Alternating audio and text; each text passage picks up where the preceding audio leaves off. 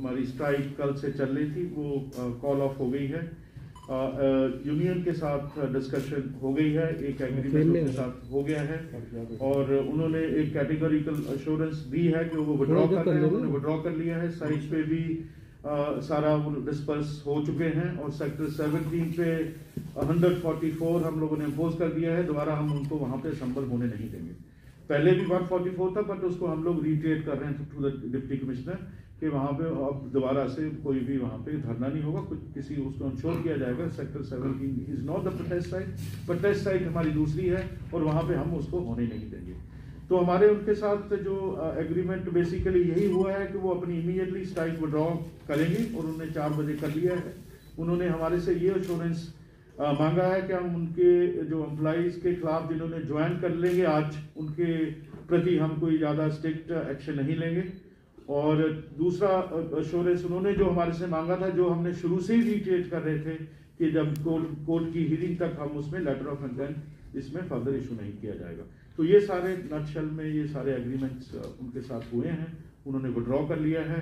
मैं officially I would like to express my regret to the residents of Chandigarh कि उनको inconvenience हुआ है इस दौरान, बट हमारे पास कोई चारा और नहीं था। जो हम लोग कर रहे थे, हम लोग शुरू में हमारा अटेम्प्ट यही था कि डिस्कशन के थ्रू, नेगोशिएशन के through, without taking recourse to the hard steps, we should have been able to resolve it. But उनका जो एटीट्यूड था वो कुछ किसी और तरह का था, कुछ और पॉलिटिकली भी मोटिवेटेड था, मैं तो ये कहूँगा।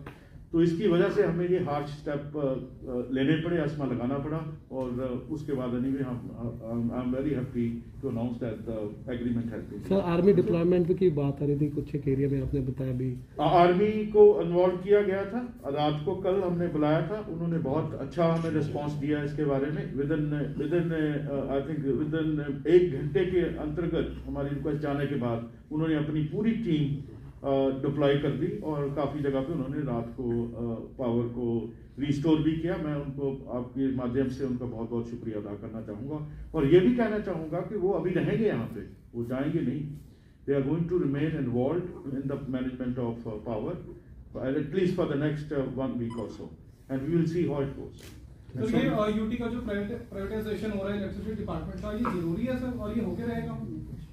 अब ये तो आप क्वेश्चन इस तरह से कर रहे हैं कि रिफॉर्म होना चाहिए या नहीं होना चाहिए, वो आप खुद ही आप आंसर करिए, आप बताइए। सर, एक आरोप हो रहा है कि कर्मचारी कह रहे हैं कि पिछले 5 साल में 1000 करोड़ के बेनिफिट में जो है बेनिफिट का उन्होंने ऑडिट पेपर जरा उसका निकाल के देखिए कि रियल में कुछ किस वजह से उसकी बैलेंस शीट कभी बनी इलेक्ट्रिसिटी डिपार्टमेंट की, उसको देखना पड़ेगा। वो फिगर कोड तो जरूर करते हैं क्योंकि हमारे तो बैलेंस शीट नहीं बनती है। प्रॉफिट लॉस का अकाउंट तभी बनता है अगर आप बैलेंस शीट बनाओगे। बैलेंस शीट अगर पूरे अपने खर्चे लोगे तो अब मुझे नहीं लगता कोई ऐसा कोई वो जो प्रॉफिट दिखाया जा रहा है कि प्रॉफिट हो रहा है, मुझे नहीं लगता वैसा होगा। सर, उनको ये भी कह रहे हैं कि बिजली मौसम की वजह से डिस्टर्ब हुई है या काटी गई है? आपकी इन्वेस्टिगेशन में क्या निकला है? क्या चीज? सॉरी, बिजली मौसम की वजह से कुछ सप्लाई डिस्ट्रीब्यूट नहीं, कुछ जगह पे ये था कि कुछ मॉर्निंग में कुछ मतलब हवा तेज चली है, वो तो आप सब जानते हैं, उसकी वजह से भी हुआ होगा, लेकिन इनकी वजह से भी ज्यादातर इन्हीं की वजह से था।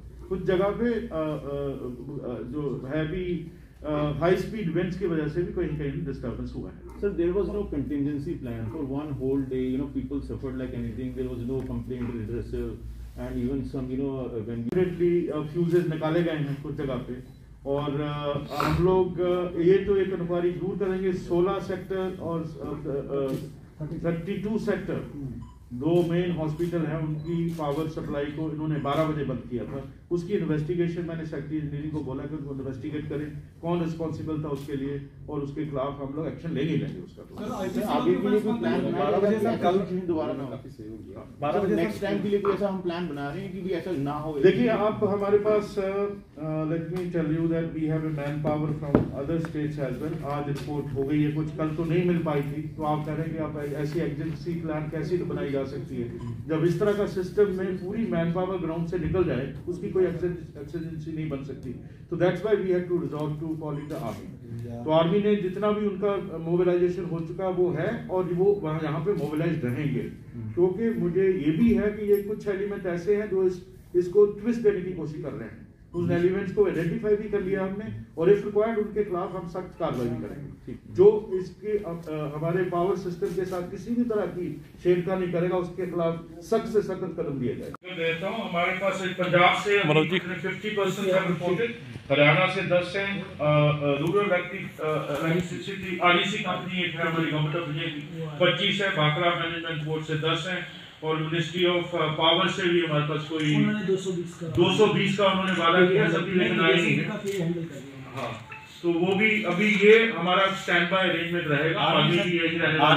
आर्मी कितनी? मोर देन 100 और भी उसकी मैन पावर आ रही है।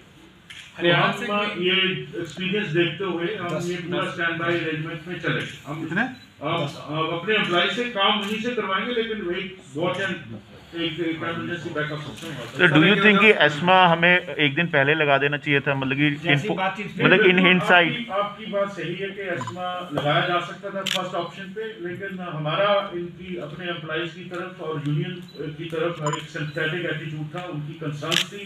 हमारा पहले अटेम्प्ट था कि हम अपने एम्प्लॉइज को अच्छी तरह से एड्रेस करें, उनकी सारी जेन्युइन कंसर्न है, हम उनके एम्प्लॉयर हैं, they are our own employees, तो हमें उनके साथ हार्ड स्टेप लेने एक second I want to add, जैसे पहले भी स्ट्राइक पे जाते रहे, जैसे वन डे उसमें थी, तो जब भी यूटी की तरफ से एक नोट इशू होता था, always there was a mention of no work no pay, but this was for the first time that the 3 day strike was there, but no work no pay was not mention in the notice.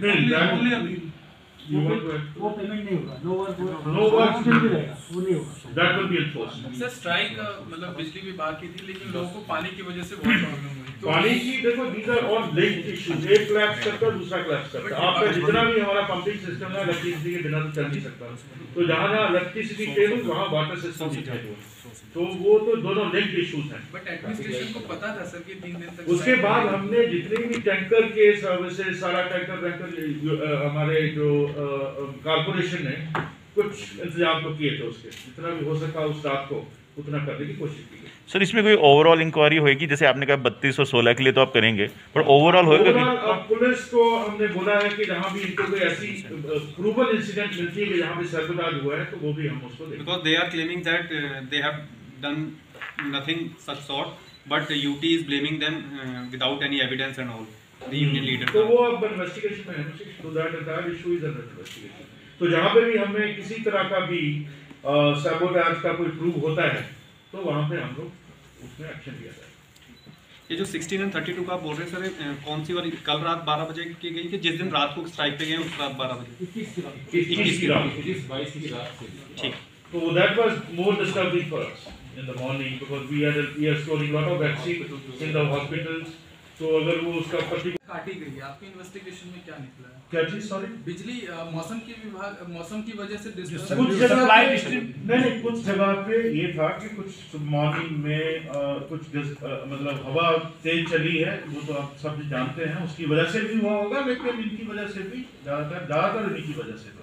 कुछ जगह पे जो heavy high speed winds की वजह से भी कहीं कहीं डिस्टर्बेंस हुआ है। Sir, there was no contingency plan for one whole day. You know, people suffered like anything. There was no complaint redressal, and even some, when we also tried to contact some officials, they also didn't respond. Let me tell you that I was there in the control room. My entire team was there in the control room. When the power fails, most of your system failed. Our telephone failed in the evening yesterday, 7 o'clock. I had to specially request the company to come here and restore those telephone lines. उसकी वजह से आपको लग रहा होगा कि शायद देखो टेलीफोन पे कोई आंसर नहीं, but the situation is that because of the lack of power, our system had failed. Sir, आपने देखा भी होगा क्या जो वायर है वो हेल्पलाइन नंबर यहीं पे तो थे ना, यही नंबर पे काम हो रहे थे ना सारे, वो दैट पर्टिकुलर जो चेंज है जहाँ के नंबर है वो सारा हेल्प। सर, पावर सप्लाई जो बाधित हुई है, क्या इसमें पाया गया कि ये मतलब जानबूझ के हुआ या मौसम की वजह से ही हुआ था, और क्या एक्शन आप लेंगे? मीडिया भी रिपोर्ट कर रहा था जहाँ पे उन्होंने डेलिबरेटली फ्यूजेस निकाले गए हैं कुछ जगह पे, और हम लोग ये तो एक इंक्वायरी दूर करेंगे। 16 सेक्टर और 32 सेक्टर, 2 मेन हॉस्पिटल है, उनकी पावर सप्लाई को इन्होंने 12 बजे बंद किया था। उसकी इन्वेस्टिगेशन मैंने सेक्रेटरी इंजीनियरिंग को बोला कि उसको इन्वेस्टिगेट करें कौन रिस्पॉन्सिबल था उसके लिए, और उसके खिलाफ हम लोग एक्शन ले ही लेंगे। उसका आगे के लिए कोई प्लान बनाया जाएगा कि ऐसी सिचुएशन दोबारा ना हो? नेक्स्ट टाइम के लिए कोई ऐसा हम प्लान बना रहे हैं कि भी ऐसा ना हो? देखिए अब हमारे पास let me tell you that we have a manpower from other states as well. आज रिपोर्ट हो गई है कुछ, कल तो नहीं मिल पाएगी, तो आप कह रहे हैं कि आप ऐसी एमरजेंसी प्लान कैसी तो बनाई जा सकती है जब इस तरह का सिस्टम में पूरी मैन पावर ग्राउंड से निकल जाए, उसकी कोई एक्सीडेंसी नहीं बन सकती। तो that's why we had to resort to calling the army. तो आर्मी ने जितना भी उनका मोबिलाइजेशन हो चुका वो है और वो वहाँ यहाँ पे मोबिलाइज रहेंगे, क्योंकि मुझे ये भी है कि ये कुछ एलिमेंट ऐसे हैं जो इसको ट्विस्ट देने की कोशिश कर रहे हैं। उन एलिमेंट्स को आइडेंटिफाई भी कर लिया हमने और इफ रिक्वायर्ड उनके खिलाफ हम सख्त कार्रवाई करेंगे। जो इसकी हमारे पावर सिस्टम के साथ किसी भी तरह की छेड़खानी करेगा उसके खिलाफ सख्त से सख्त कदम लिए जाएंगे। मैंने बोला है वी हैव जो हमारा प्रोसेस चल रहा है प्राइवेटाइजेशन, उसमें एक क्लॉज है। वो क्लॉज ये कहती है कि इनकी service conditions including pensionary benefits of all the existing employees will be protected. ये उसके अंदर एक स्टेटमेंट है। तो इसका मतलब it's a guarantee by the government and I was willing to give a writing also, so that has to be insured, that is a binding on both sides, me as well as on the company. Sir इस पूरे strike में कितने लोगों पे FIR हुई है और किस किस पे एफआईआर हुई है, कितने लोगों को डिटेन किया?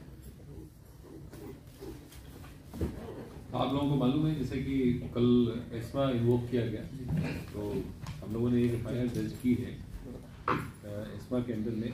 उसमें जो भी इसको लीड कर रहे थे वो सब उसके अंदर इन्वेस्टिगेशन का पार्ट है। अब वो सारी डिटेल्स मैं आपके साथ अभी नहीं शेयर कर सकता, लेकिन हम we are definitely looking into the circumstances कि अंडर व्हाट सर्कमस्टांसेस इस तरह की एक्शन को इन लोगों ने रिजॉर्ट किया और जिससे इतने ज़्यादा लोगों को इनकन्वीनियंस हुई।